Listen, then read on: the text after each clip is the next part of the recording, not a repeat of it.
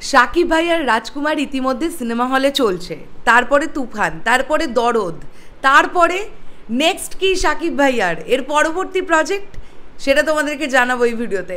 Hello everyone, আমি পৌশালী চলে এলাম একটা নতুন ভিডিও নিয়ে, আজকের প্রথম ভিডিও নিয়ে।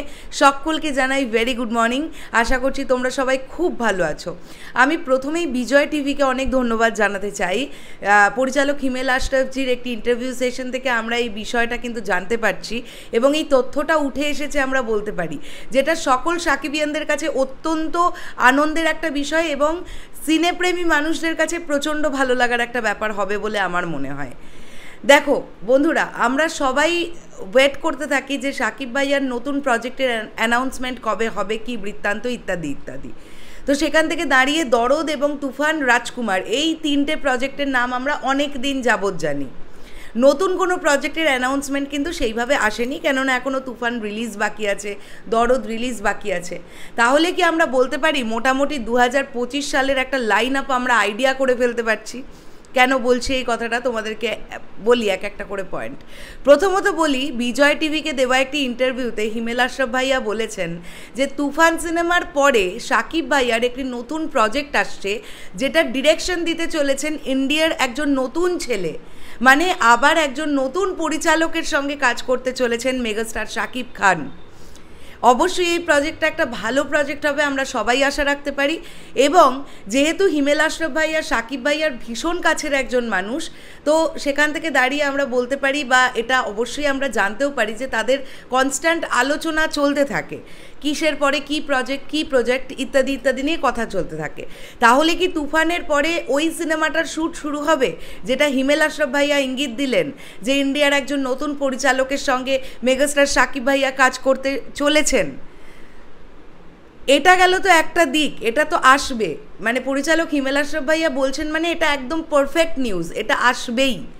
এটার সঙ্গে সঙ্গে আরও দুটো প্রজেক্ট আমরা নিজেরাও জানতাম, সেই প্রজেক্টের কথা আমরা হয়তো একটু একটু ভুলে গেছি দরদ আর তুফান আর রাজকুমারের চাপে। আমি মনে করিয়ে দিই, একটা প্রজেক্ট হচ্ছে হিমেল আশরাফ, শাকিব ভাইয়া এবং আরশাদ আদনান, এই ট্রায়োকে আমরা আবার খুব শীঘ্রই দেখতে পাবো। প্রযোজক আরশাদ আদনান রনি ভাইয়া তিনি অলরেডি ডেটও ঘোষণা করে দিয়েছিলেন যে মে মাসের ফার্স্ট উইক থেকে তারা ফ্লোরে যাবেন একটা নতুন ছবি নিয়ে। নিশ্চয়ই তোমাদের মনে আছে, নিশ্চয়ই মনে আছে। তো রাজকুমারের পরে আমরা হিমেল আশরাফ ভাইয়ার কাছ থেকে যে স্টেটমেন্ট পেলাম, তিনি বলছেন যে তিনি 2026-এর আগে তিনি নিজে ব্যক্তিগতভাবে আর কোনো প্রজেক্ট ডিরেকশন দিতে চাইছেন না, তিনি প্রিপারেশন চাইছেন।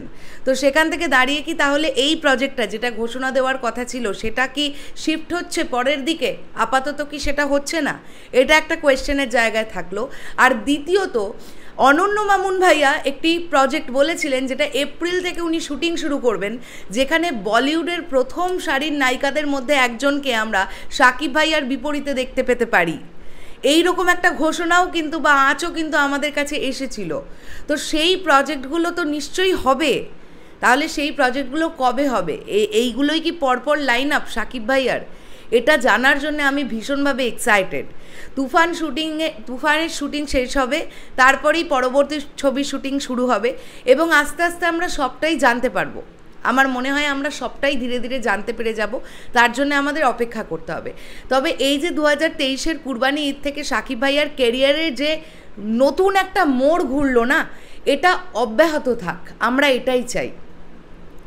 মানে 2024-এর লাইন আপও যদি আমরা দেখি, রাজকুমার একদম অন্য ধরনের একটা ছবি, দরদ তো একটা একদম ক্রাইম থ্রিলার, একটা সাইকো থ্রিলার আমরা বলতে পারি, তারপরে তুফান তো একদম মারকাটারি অ্যাকশন ফিল্ম।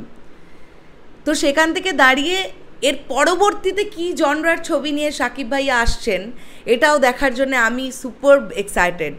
দেখা যাক কী ছবিটা আসে। তবে আমি এটা জানতে পেরে খুব খুশি যে নতুন পরিচালকদের সঙ্গে মেগাস্টার শাকিব ভাইয়া কাজ করছেন। দেখো, যে ছেলেটি নতুন পরিচালনা করবে তারও একটা স্বপ্ন থাকে যে তিনি একজন সুপারস্টারকে নিয়ে কাজ করবেন, এবং এখান থেকেই মেগাস্টার শাকিব ভাইয়াকে আমি কুর্নিশ জানাবো এই কারণেই যে নতুন প্রজন্মের ছেলে মেয়েদের সঙ্গে তিনি কাজ করছেন। মানে আমরা আউটপুট যেটা পাবো সেটা প্রচণ্ড আধুনিক কিছু পেতে চলেছি, এই আশাটা আমরা রাখতেই পারি, তাই না?